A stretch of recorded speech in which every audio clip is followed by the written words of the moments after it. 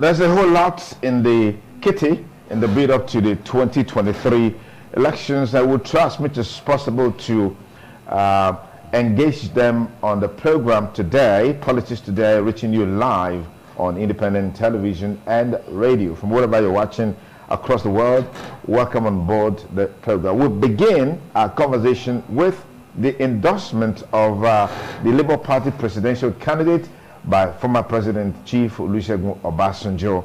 That endorsement had hardly settled before we started having reactions and counter-reactions trailing it. On the one plank, some say the former president, as a Nigerian, as an elder statesman, as a voter, has the inalienable right to endorse anyone that he chooses. On the other plank, the argument is that as an elder statesman, being a former president, is supposed to be the father of all. And against that background, I mean, he's supposed to have, create that level playing field for everyone who is contesting the election. Well, these and lots more we'll also be talking about. The collection of the permanent voters card is also a major talking point. Yesterday, I had the privilege to pick my PVC for the first time in a long while. And I've made it a commitment, an expression of my passion to vote this year and vote for the candidate of my choice. And just in case you're yet to get your PVC, INEC has done well by ensuring that the PVCs have left the local government council headquarters of INEC to the wards. All right, so you just locate where your ward is and go get your PVC. Yesterday at the Electoral Primary School, it was a very rowdy session, but I also encourage people, in spite of the rowdiness, just be there and ensure you get your PVC. That's the only way you can make a difference. We'll be talking along those lines. There are allegations that there are some politicians who are after INEC chairman, Professor Mahmood. How realistic is that? How feasible is that? Only time will tell, but we'll engage that issue a little bit more in the course of the program. But let me quickly welcome our panelist. Barrister St. Michael Egwalgie is a constitutional lawyer, civil rights lawyer, and also a public affairs commentator. Thank you for joining us. Thank you so much. It's a privilege to be here this morning. We also have with us Barrister Greg Iyayi. Barrister Greg Iyayi is also a constitutional lawyer, a public affairs commentator, and is also a pastor. Thank you for joining us on the program.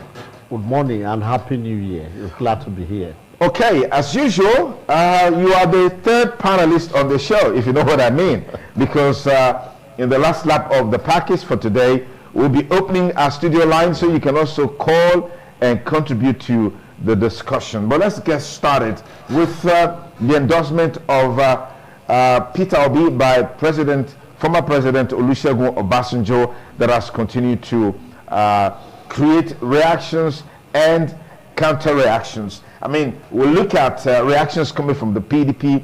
We'll look at reactions coming from the APC.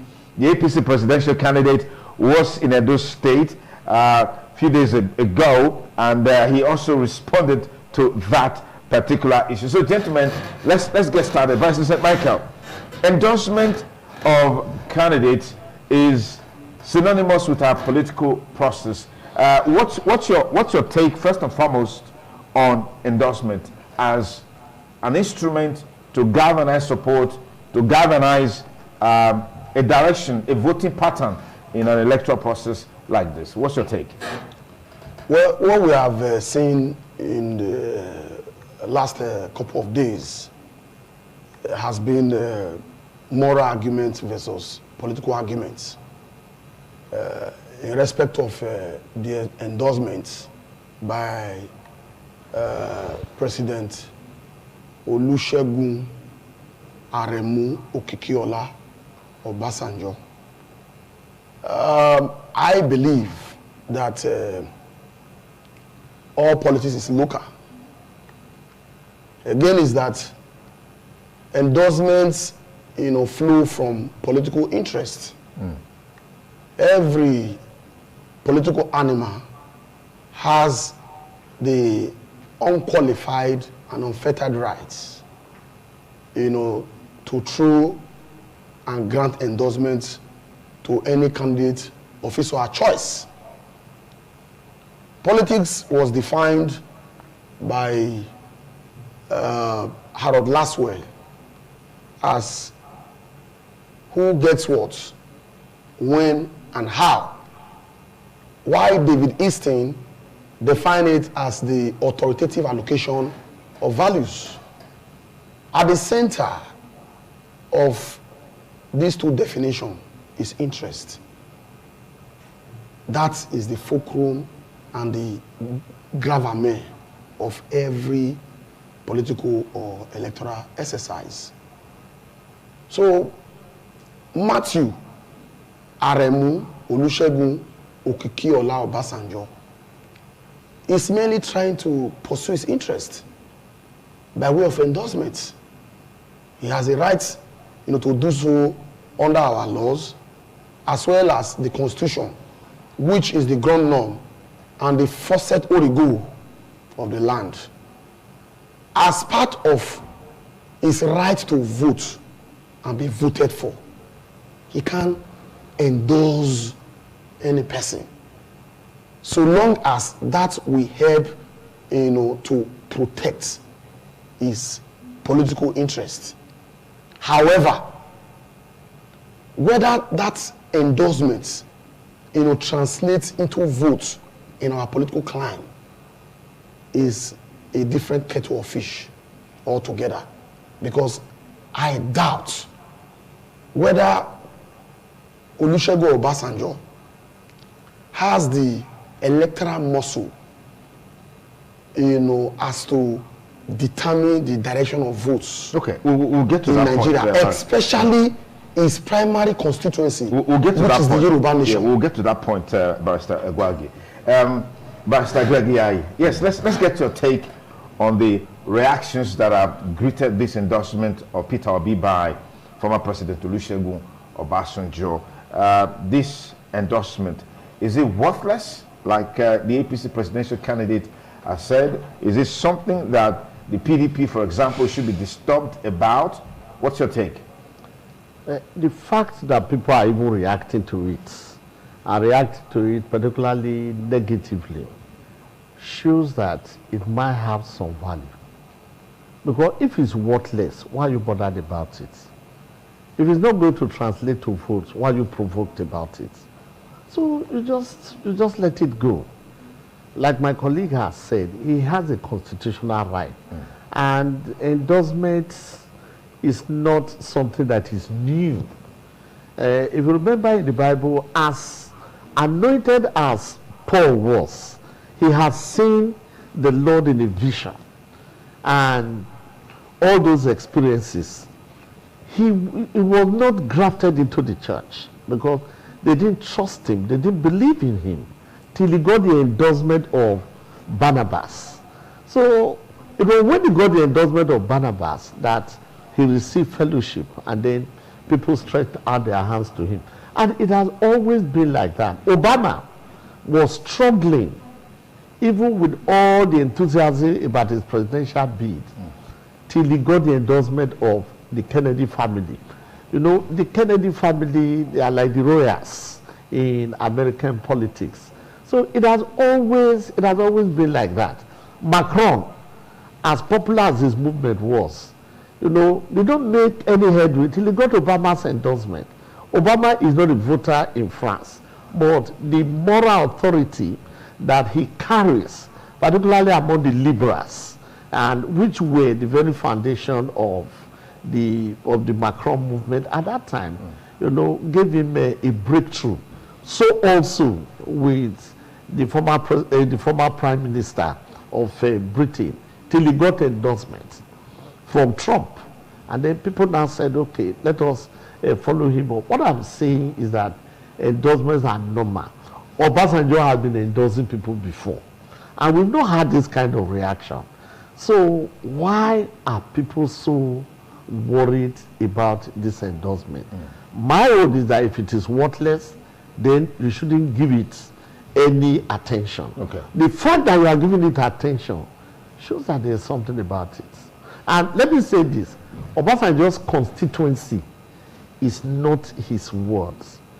any presidential candidate, their constituency is the entire nation. All right, Barrister Gwagi, we have seen presidential candidates, one presidential candidate or the other, going to his Ottafam residence to seek what? Isn't that some sort of seeking for endorsements? Even the APC presidential candidate was there. I'm sure Atiku Abubakar was there, and several others. Yeah. To say that Obasanjo's political endorsement is worthless, it amounts to a verbal diarrhea or a verbal dysentery. It shows that such person is deliberately trying to undermine what has taken place, or trying to play down on the significance of the endorsement. But having said that, by way of reacting to what my colleague has said here, using the America as a case study, yeah, I'd like to quickly say that the America experience is quite different from the Nigeria experiments. Realistically speaking,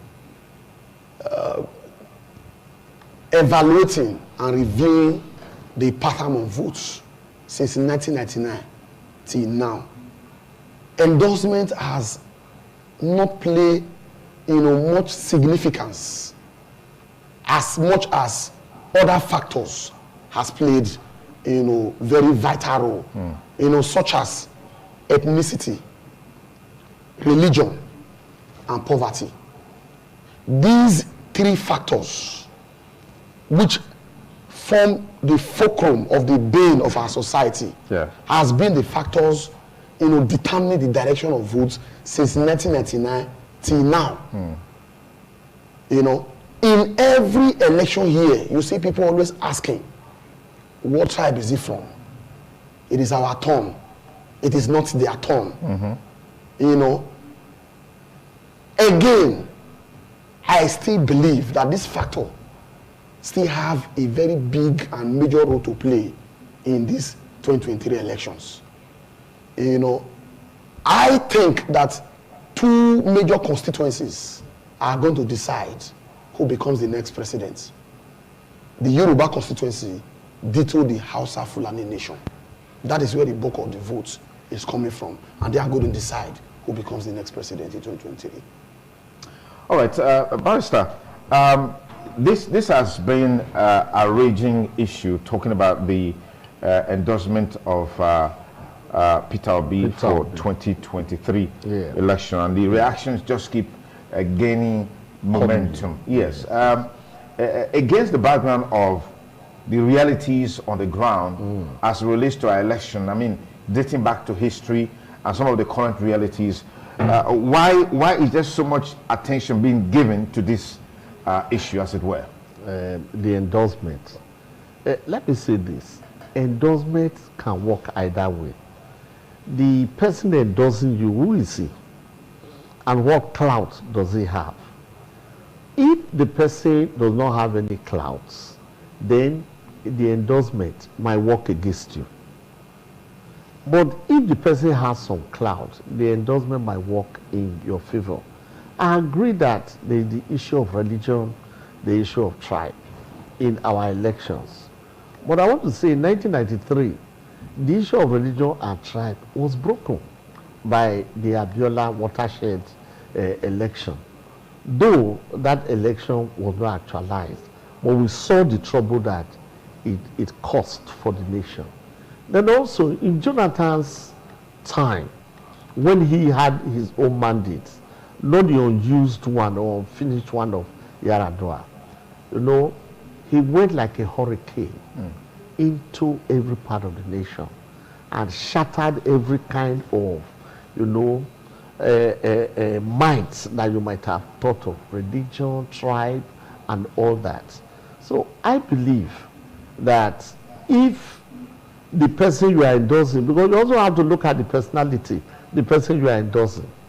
If the person does not have any credential of his own even endorsement by the most important people might not translate to votes.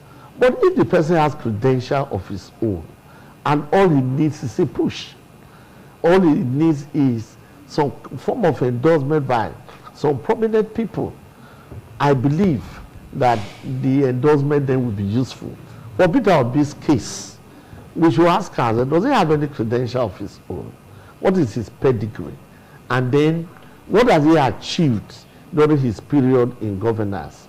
And then we cannot talk of whether the endorsement is being given by people like the Afenifere leader, by former President Obasanjo, whether they are going to be useful. But I feel that people should not be troubled if they feel that it should not be useful. Because the more you talk about it, then the more people get to know about it and feel that the endorsement is going to be profitable for him. All right, thank you very much. We will get you to have an opportunity to contribute to the discussion, particularly on the reactions that have continued to trail the endorsement of Peter Obi by former President Olusegun Obasanjo. How all of that will pan out in the election, only time indeed will tell. But one thing is certain, former President Olusegun Obasanjo is a man of influence and affluence. Anytime he speaks, people listen. Whether they respond to whatever he says is another kettle of fish entirely. But anytime he speaks, people listen. I mean, we cannot forget those famous letters he used to write to President Muhammadu Buhari at a time that things were really, really so bad. Not that they've improved actually, but it always generated a lot of reaction. That tells you that indeed he's a man, being a former president, is still very, very much influential in the scheme of things as far as the country is concerned. Okay, let's quickly look at another issue that has been building up in the last couple of days. There are allegations that are some attempts to remove INEC chairman Professor Mahmoud Yakubu.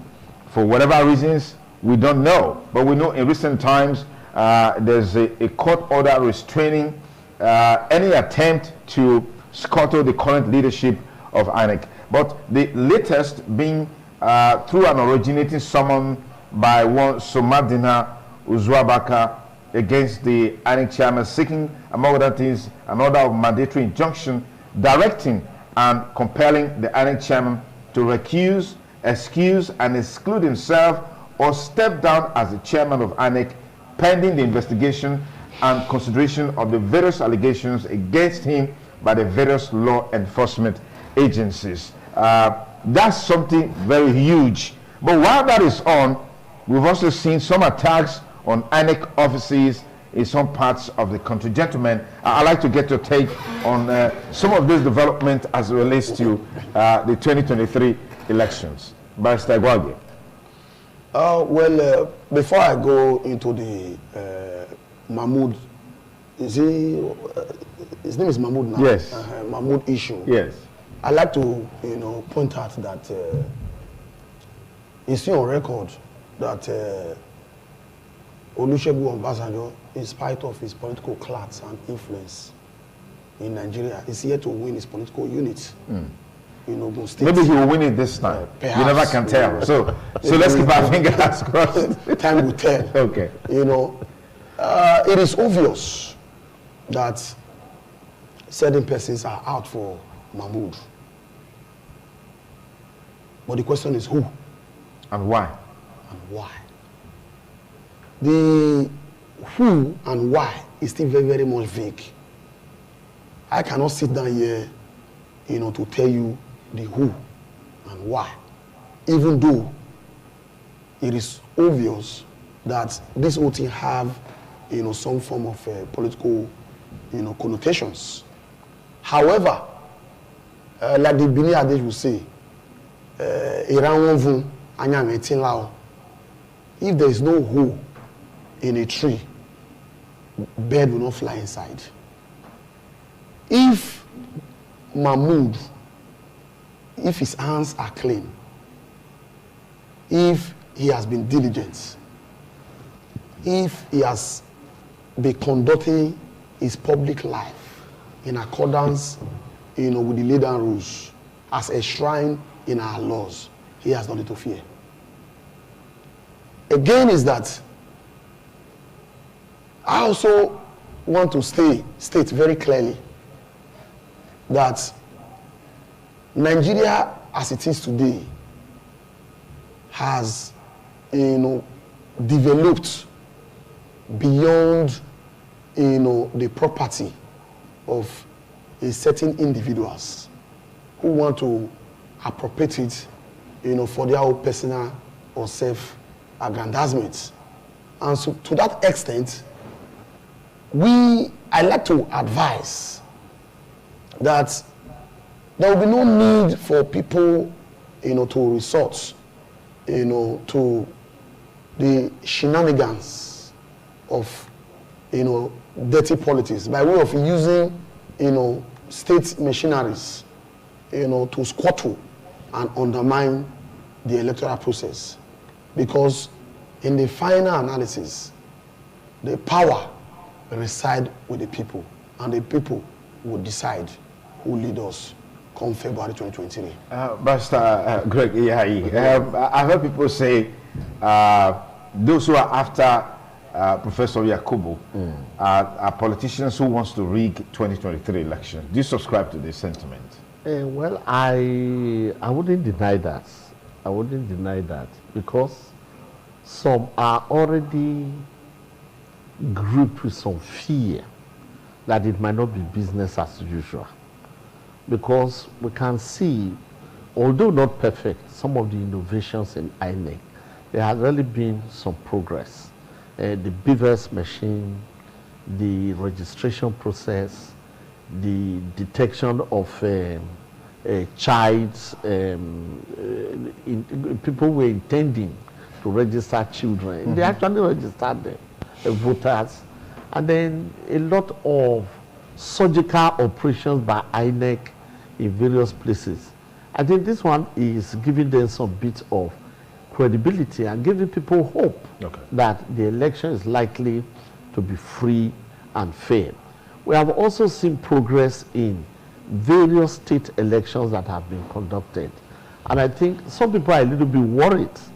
They're a little bit worried that if this whole scenario continues to play out and the election is free and fair, then it might not be what they expected. Well, if such people are thinking that maybe casting aspersions, being a lawyer, whoever is guilty, let the law take its course. But if allegations, and allegations are allegations, till Mahmoud is convicted by a court of competent jurisdiction, the Constitution, the law says he's innocent and he's held innocent. And one other thing we want to say, if you had all these weighty allegations and you had these facts, why have you been silent for that long? Why now? Why now? Yeah. And by now, before now, you would have come up, because the kind of thing that happened in the case of the appointment of one of the Supreme Court judges in the U.S., Brett Kavanaugh. One of the classmates came out, a female, a professor, and said that she was harassed or abused by her. And the question was, is over 30 or 40 years. You didn't come out. Why is it that when this man is being appointed a Supreme Court judge, that you are coming out with this fact? And unfortunately, she wasn't able to prove them. Yeah. They were very wild and weighty allegations. And she was given all the time to do so, by the Senate. And she couldn't come out with any of them. So what I want to say is that if you had these issues, you had the facts, then you would have come out before now. And we're a little bit curious about why you have to bring them out now. All I think is that Mahmoud should just continue, not only Mahmoud, all INEC commissioners, because I guess it won't be only Mahmoud. There will be many INEC officials that will come under attack. If your hands are clean and you are an impartial umpire, just get on with your job. History will give you a very good vindication, ultimately. Vindication. All right, Pastor Gwagye, do you subscribe to the feelings that the innovations that has been brought to bear in our electoral process under the leadership of Professor Mahmoud may have pitted him against some of these politicians who are really out there to scuttle his plans for 2023, and then interface that with the fact that it's also being alleged that he failed to declare his assets, which is one of the grounds in which a court was approached in Abuja for him to step down. I said two things just now. If you listen to me quite clearly, perhaps it's time for me to expatiate. I said there's a Benin adage that says that if the tree has no hole, there will be no, a bird cannot fly in. It cannot access it. And also concluded by saying that if he has been conducting his public life in accordance with the laid down rules and regulations as enshrined in our laws, he has nothing to fear about. Under our laws, no man is above the law and no man is beneath the law. It doesn't matter how much innovations he has brought. It doesn't matter whether he has been very brilliant and excellent in carrying out the affairs of INEC. Once you have run foul of the law, you have to face the music. So the people who are alleging that he fails to declare his assets, they should come with the facts. The Code of Conduct Tribunal is there to try him. Once it is determined that he has run foul of the law, irrespective of how much innovation he has brought, he's going to face the music. Do you have any problem with the timing of these litigations against you? I don't have any problem with the timing. So the timing is okay for you? Yes, so you see, crime. There's no crime that is started bad. Once you have committed a crime, it can be brought against you at any time. Once it is determined that you have committed a crime, there is no time too late, to confront you with that crime, confront you with the facts. If you are guilty. So do you therefore have any problem with the Federal High Court who scuttled this case that was brought against them? I don't have problem with it at all. Why should I have problem? It should be our responsibility to ensure that our laws are sacred. Okay, Barrister Greg, yes, the timing of these cases, so to speak, that are being brought before or brought against the INEC chairman for one reason or the other, apparently they are politically motivated. That should subsist, right? Well, the law is the law, whether we like it or not. That time, crime really doesn't have any time. But that again, you see, there are exceptions.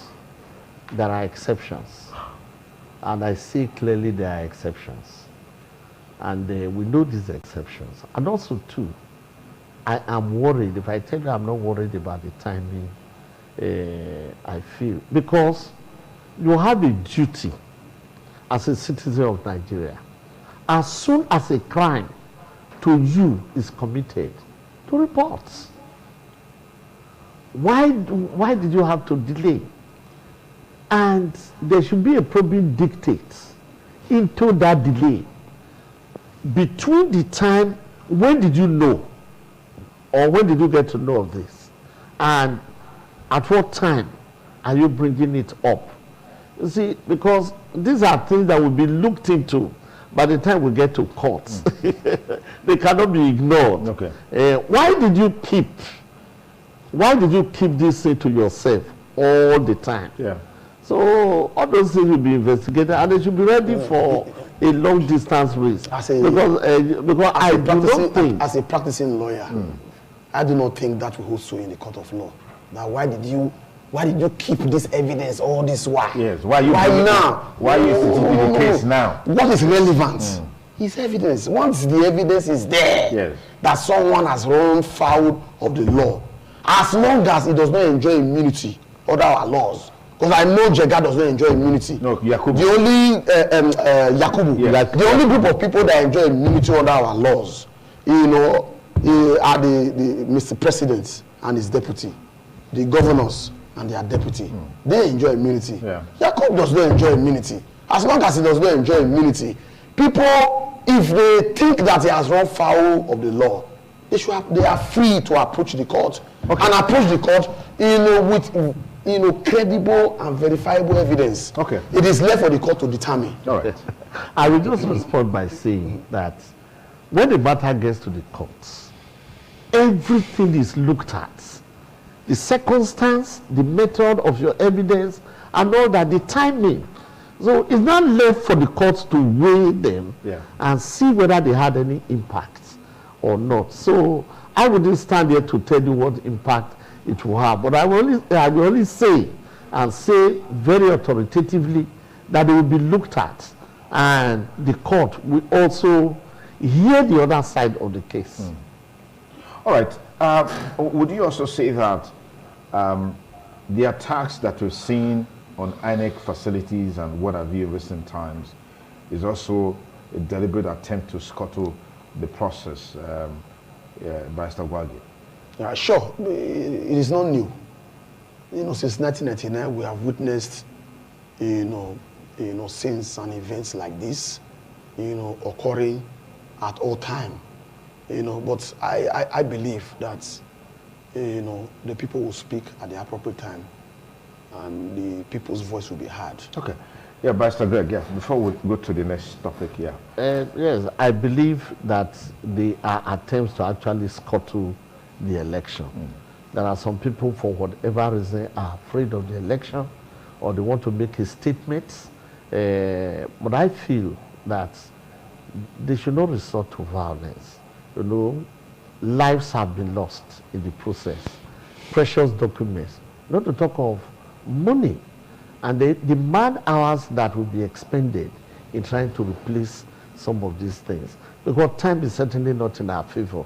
The election is just around the corner. Just next month. Okay.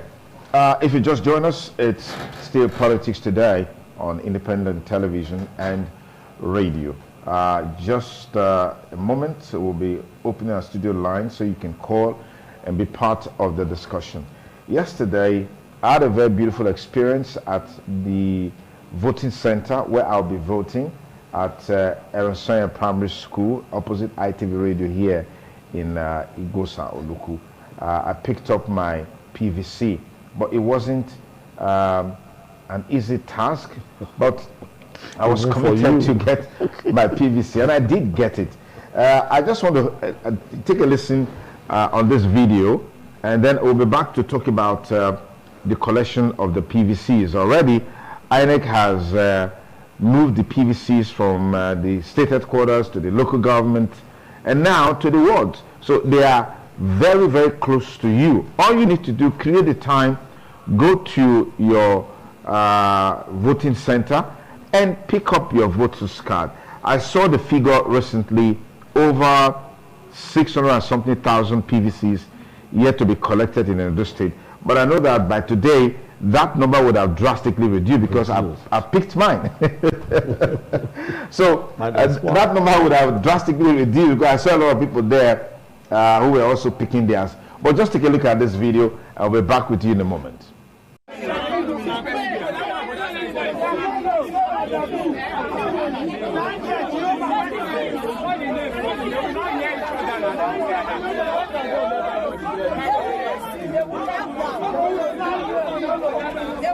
This year, first time.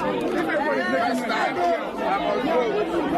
This year, thanks, my brother. Thanks. First time, I'm on road. I'm very happy. Today, I feel very happy and excited because I picked my PVC for the past how many years. I've not been able to do this because on election day, I'll be in the studio talking doing analysis, trying to update our viewer. But this year I made up my mind that it's going to be a different year. I must get my PVC and I must cast my vote no matter what. And I'm very excited today. I've been able to fulfill it. I got my PVC and I'm ready to cast my vote so we can change the narratives, change Nigeria for the best.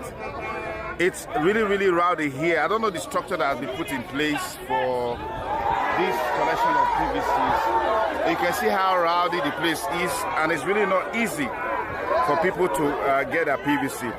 Irrespective of the challenge in getting your PVC, I'm calling all Nigerians to please go out, get your PVC so you can vote. The only way we can stop the sufferings, stop all the problems we're having in this country, is when we all come out en masse and we cast our votes. That's the only way we can change the narrative. That's the only way we can get the Nigeria of our dreams and vote out all these bad eggs, bad heads that are making life unbearable for Nigerians. So please go and get your PVC. I've gotten mine.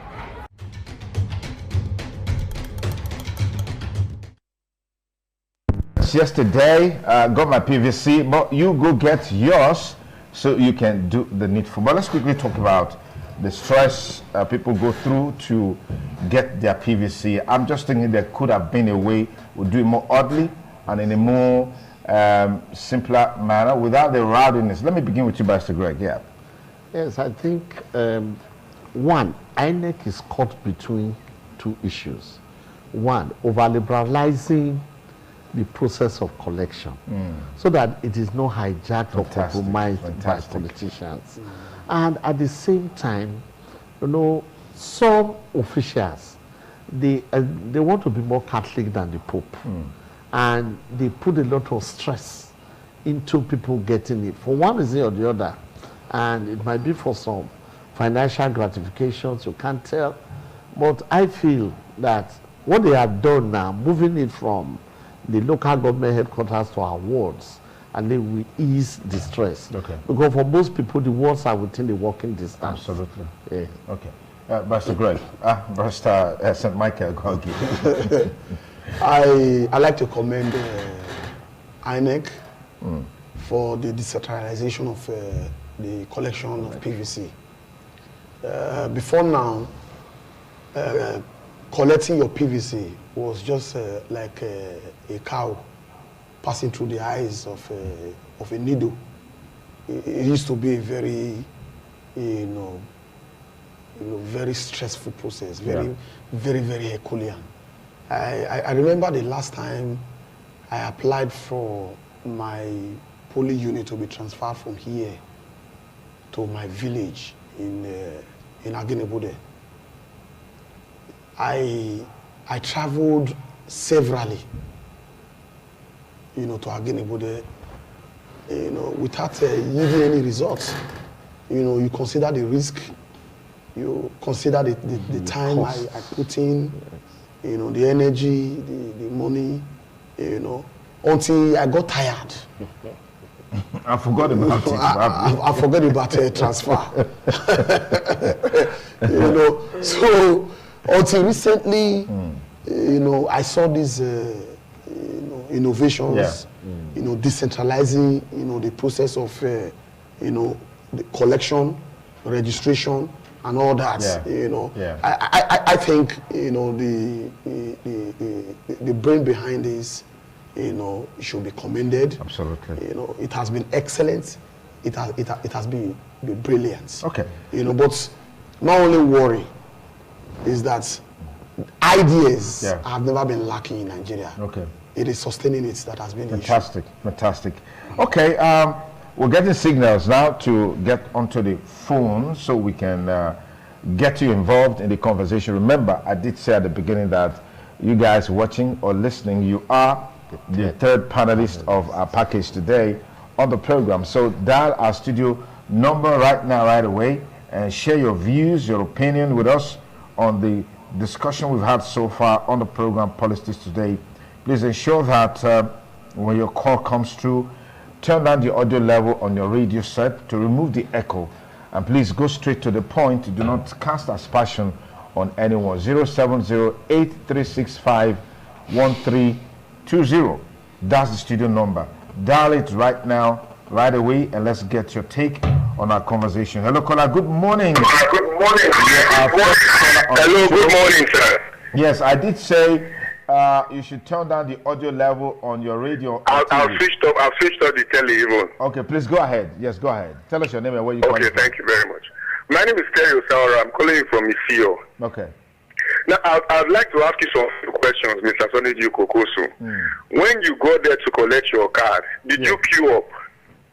Yes, I did. And like, how long did it take to get to your turn? Or is it because maybe you are a media person, maybe they just brought you forward? I did. The crowd there, every polling unit, I may not be too correct with some details, but let me just be fast about it. Every polling unit has like maybe 2 or 3 voting points. Okay. Now, they are bringing all these polling units together at the ward level, and they are putting one person there, obviously, to be coordinating and giving out voters cards. Okay. I don't see how that will work within the few days that they put. Okay. For me, the local government center will be at Okada.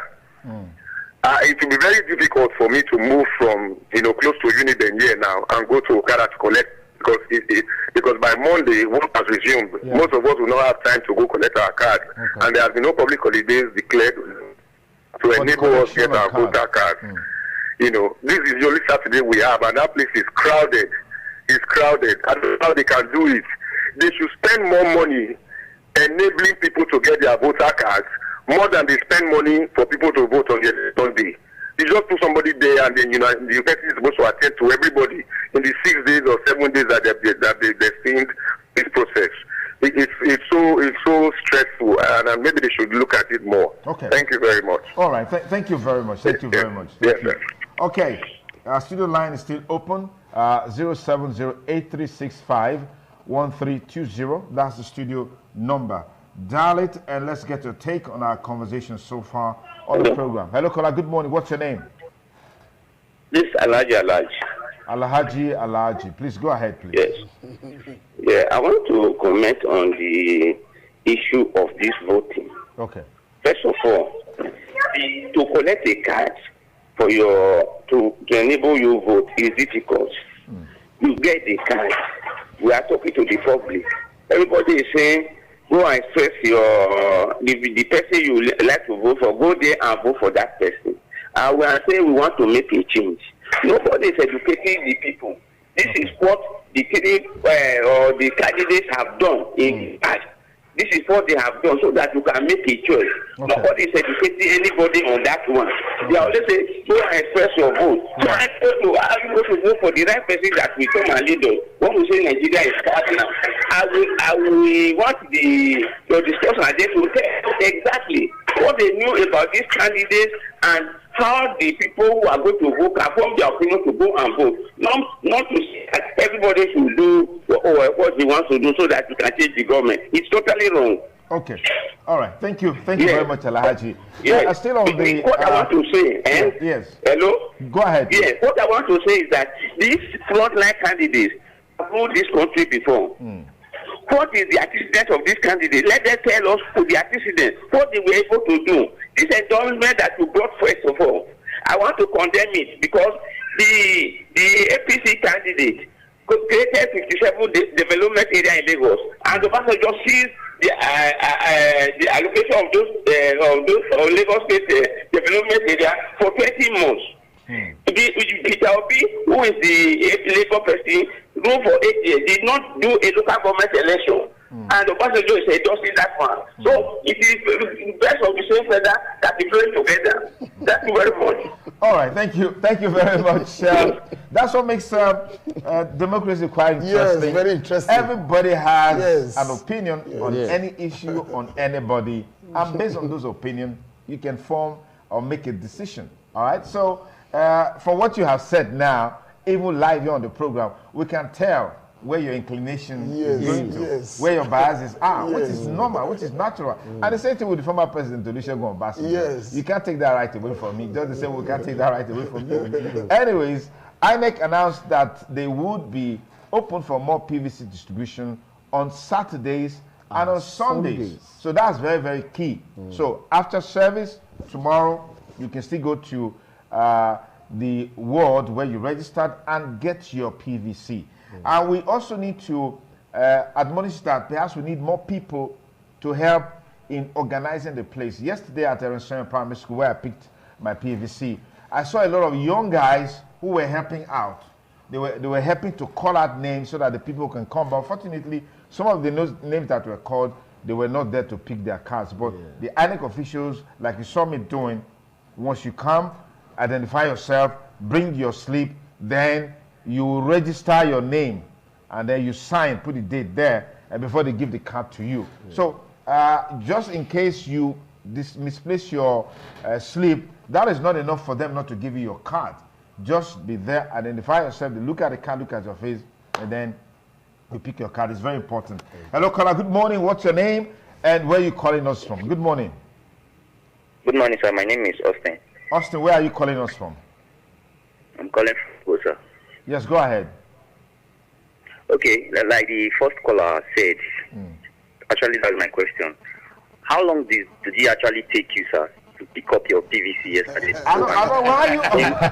Why can't you guys just allow me to celebrate my PVC Did you queue up like other humans that came to collect their PVC? Whether I did all of that or not, I know how long it took me. Whether I did all of that or not, even at that, it wasn't easy because I had to see. Yes, even at that, you saw me sweating profusely. It wasn't easy. I think all of that, they are necessary. The most important thing is that I got my PVC, all right? And everybody has a sacrifice to make. As at the time I left the studio, the office yesterday to go pick my PVC, I was very, very busy. In fact, I had to abandon my desk just to go and get my PVC. So which means I heard when you said you take that sacrifice this year to make that so change. it's a sacrifice. Over the years, you've not been able to do this, and then this time around, you've made up your mind that the concern now is whether you were not treated as a VIP. Well, even if I was treated as a VIP, at least I've also paid my dues. And I think Nigerians should be resting there. Yes, sir, there's something I want to ask. Okay. The antecedents of this three frontline presidential card bearers, is there a way they can come for a presidential debate before the election day? I want to know because I'm thinking about if you've been following, if you've been following, the debates have been ongoing. The debates have been ongoing. Okay. Some came forward for the debates, others declined outrightly. Others didn't like some of the media platforms or the organizations that were putting up those debates, and so they declined. So it is in civilized climes, that's even enough for people to make decisions about the candidates that they want to vote for. If you have what it takes to change the system or change the fortunes of the country, why would you avoid a debate? Because in your debating, you'll be able to assess your competence, your capacity, your ability to actually engage the people. That's why you see it's very difficult for you to find an American president who doesn't have the capacity to engage the people. Yes, you want to say something? In Nigeria here, it's not the debate is not a constitutional precedent. It's not a constitutional requirement. We are tired of leaders coming on board to tell us they want to skyrocket the world, they want to turn this place to something. Yes. They should tell us what they have on ground, how they are going to do it. Don't tell me you want to tie my streets and give me street lights. Tell me how you want to do it, what you have put on ground that will make you tie my street and give me street lights. All right, thank you. Those are the kind of leaders we need. Not coming on board to tell us, we'll do this if you vote for us. Yeah. We've been hearing these things. I haven't met it since I was born. I've been hearing one particular word since I was born from this one set of leaders. All right, Austin, I'll pass you there now. Let me quickly take this last call. Hello, caller. Good morning. What's your name? I'm Chikwe, Mrs. Chikwe from Obasanjo. All right, please go ahead, madam. It's well done there, sir. My contribution is this. Yes. Following the antecedents of the three leading candidates, do we really need the endorsement to know who to vote for? There is, are you getting me, sir? We are listening to you. Please go ahead. People are criticizing OBJ for his endorsement. Yes. But what I'm saying, based on what you are facing today, and how a man told us he could not do well because he was old, he could not do well because of he was sick, and somebody is coming again, we are seeing it clearly, and we are still following tribalism and religion and what else. Will it do us good? I'm a civil servant now. I pay up to 5,000 naira going to work every day. How long can we continue like this? Please, may we not regret at the end of 2023 we will continue to cry. Thank you, sir. Okay, thank you very much. That's our last caller today on the program. And that's exactly why I said the only female voice. The only female voice. And you can also, from her contribution, you know where her mind is working towards. Yes, exactly. That makes it beautiful. Yes. That's our package for today. My time is up. Barrister Greg, thank you so much for coming. Thank you very much. Barrister Greg, thank you for coming. Thank you so much. Okay, that's our package today on the program Politics Today on Independent Television and Radio. Be sure to join us next week, Saturday. Another interesting conversation is in the offing. Till then, stay blessed, but please ensure you get your PVC. Those who are calling to know how I got mine, whether I queued up, whether I stayed. Did you see me sweating? Did you see me sweating? It wasn't easy. But the bottom line is that I picked my PVC. I'm ready to cast my vote. So please go get your PVC. Have a beautiful weekend. Happy New Year once again, and bye for now.